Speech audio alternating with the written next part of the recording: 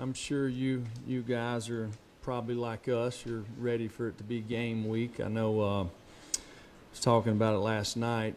I can think back to my earliest memories of being a part of a football program. My dad was a high school coach, and I was just a manager on his team. But I can remember the excitement, the anxiety, the first week of the season. You work so hard during January, February, all the way through spring training, summer conditioning, and then it gets game week, and you do all that for you're guaranteed one opportunity. So I know as a coaching staff we're excited. Everybody in our program is, and I'm sure people are all over the country. West Virginia is a very talented team. If you start offensively, I think you have to start with their quarterback position. Guy's very, very talented, can make all the throws, can beat you with his feet, can extend plays. He's a runner. He's tough. Has lots of experience. They're big up front. Got some guys that have several starts under their belt, so lots of experience there. You look at wide receivers. They got two guys that have probably caught over 150 balls last year alone. One of them 18 touchdowns in the red area. So these guys go get the ball. They have really good ball skills. They're instinctive as players. They compete for balls in the air. So you got to be able to play the ball in the back end. But they're committed to running the football. It's a little bit unknowns about who'll be their tight ends, and we'll see when we get there. But they have guys on the roster that are talented. So defensively, we'll have our hands full, slowing these guys down. Defensively for them, they're very multiple on defense. They give you different looks. They got 6 returning starters back. They create a lot of negative plays, have been, opportunistic on defense as far as getting turnovers. So we've got to be able to take care of the football. We've got to stay in positive down and distances. And be able to execute and be able to block the different looks that they give you up front. In the kicking game, they've got really good skill players that have great return ability. They're very aggressive in their kicking game. They have some returners back when it comes to their kickers. So we'll definitely have a big challenge this week. I know our team is excited about getting an opportunity to play. It's why you do it.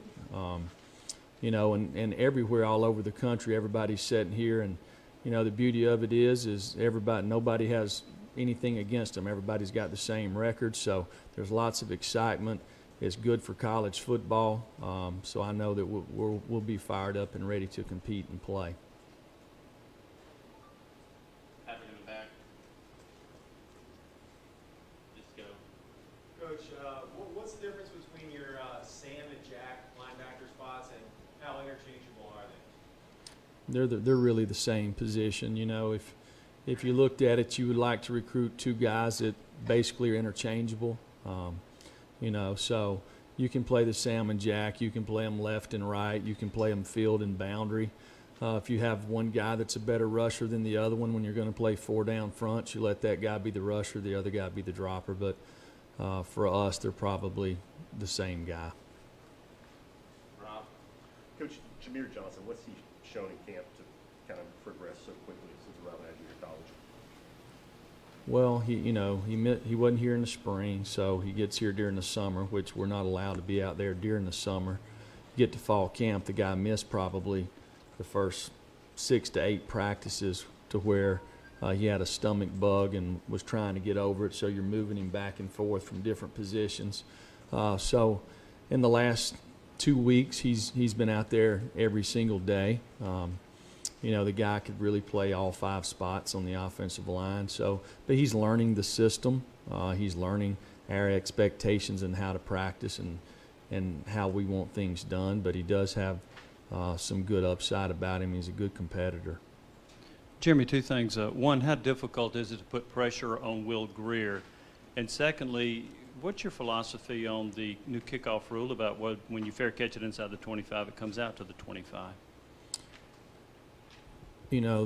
Talking about pressure, the quarterback itself in the way they play. There's a lot of pressure on the quarterback. They put a lot of pressure on him, which a lot of people do nowadays when they're spread out. And you got RPOs, you got whether you're running zone reads or midlines or, read Q power O. So he has to do a lot. I think the guy does a fantastic job.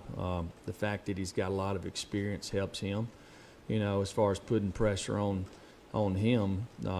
There's lots of different ways to affect the quarterback. It could be by pressure, disguises, getting your hands up, staying in pass rush lanes, pushing the pocket up the middle.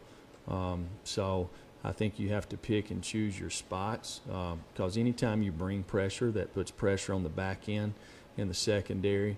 And as I've said all along, the defensive backs place the limitations on your defense. The kickoff. Well, the kickoff return deal, I can see it.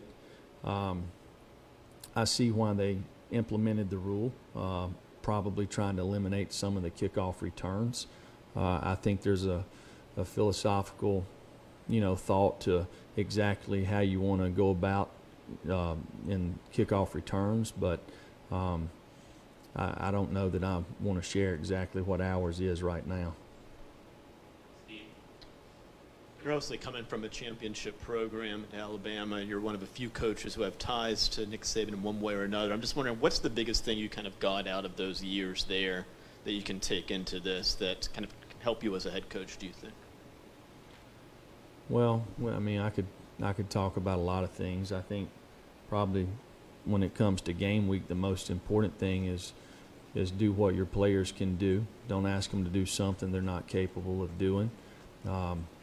It doesn't matter what we know as coaches. It's important what the players know. So, if you can go out there and you knew on both sides of the ball or in the kicking game that nobody would make a mental mistake, then you would definitely have an advantage. So I think it's going to be important for us to do things that our kids can execute.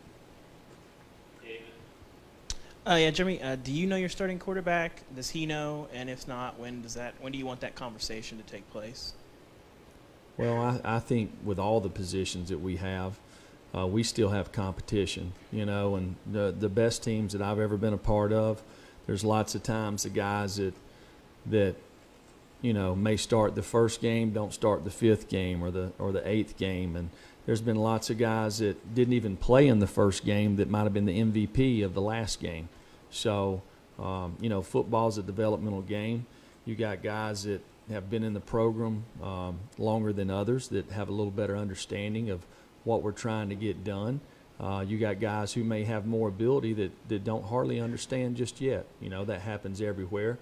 And as they get more opportunities, they'll get a chance, and when they get a chance, they got to make the most of it. So probably with every position, it's really fluid. Austin and Grant. Coach, how will you evaluate the punters? Will that lead right up to kickoff and just kind of which one you have a better feel for? And can you talk about which guy brings what? Well, I think that both our punters have done a really good job this fall camp. They get the ball off really fast. They've been pretty accurate and consistent in what we're trying to get done. So it's really good competition. It's made both of them better. I think we'll probably make a decision on that, later on in the week. But I could see both of these guys kicking for us this fall. Some of your older guys faced Will Greer at Florida in 2015. Can that help them at all, or is he a completely different guy, older and in a new system? Yeah, I don't think anybody would have an advantage, whether it was him or the guys that have been here. It's been a long time ago, and lots have changed since then. Jesse.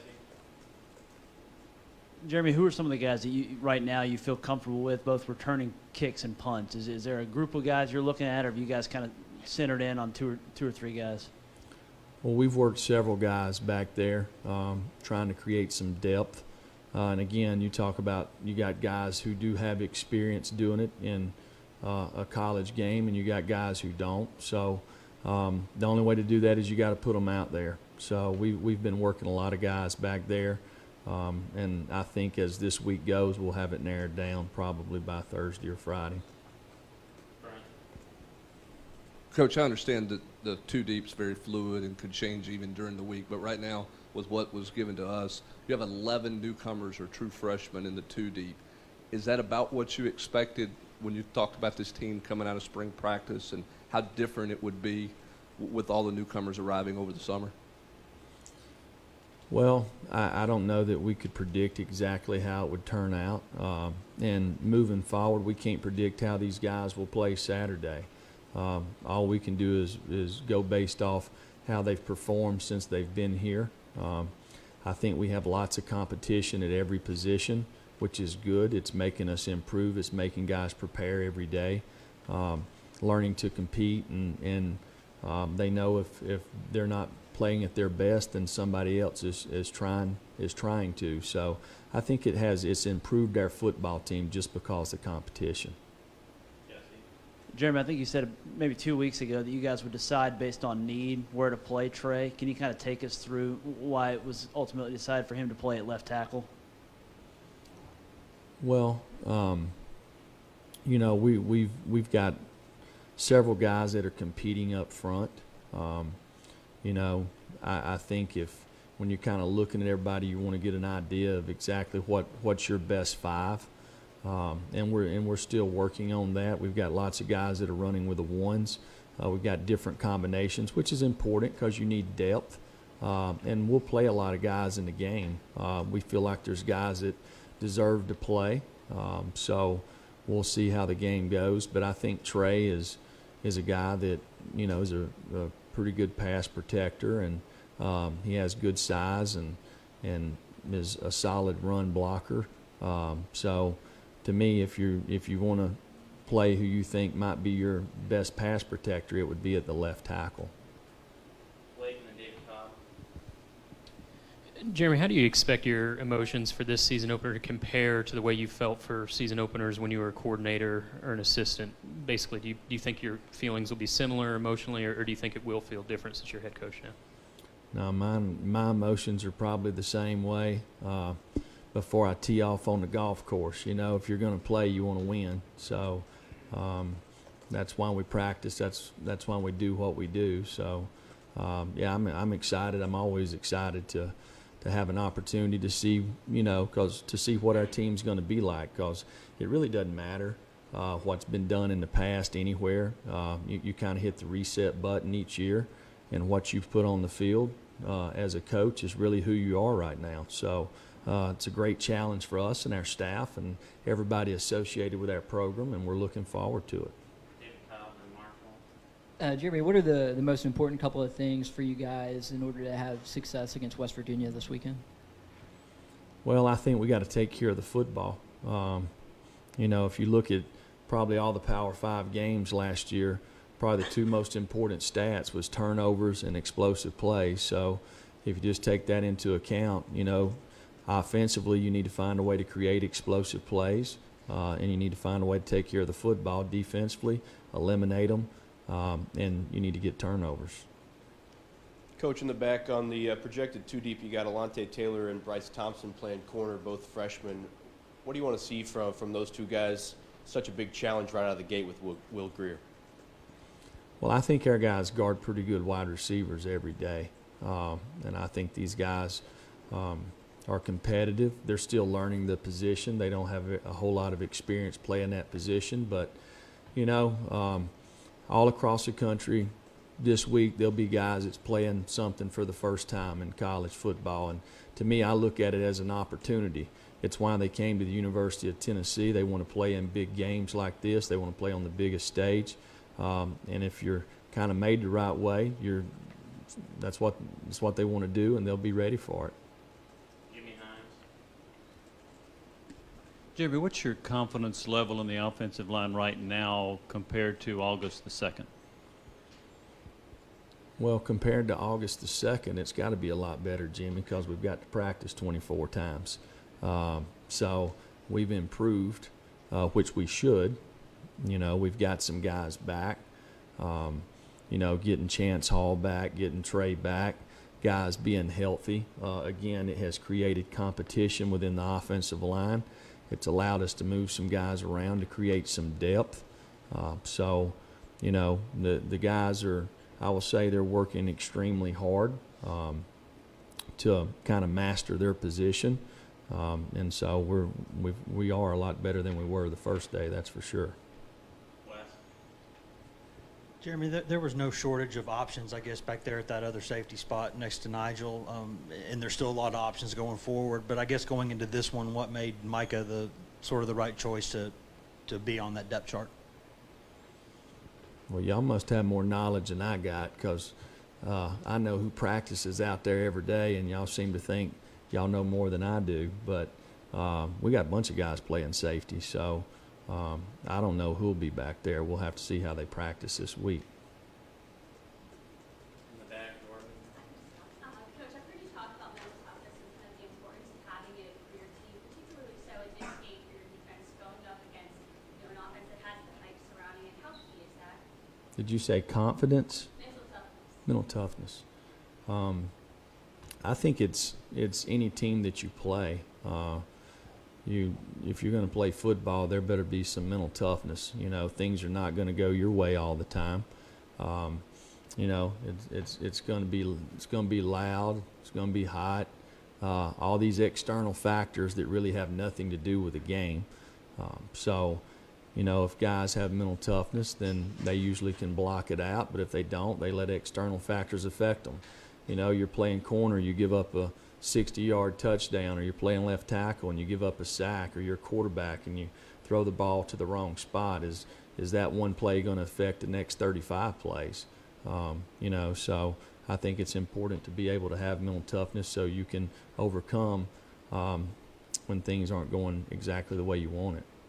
Last question, Austin. To piggyback that a little bit, when you were at Georgia, you started 3 true freshmen your first year there in the secondary.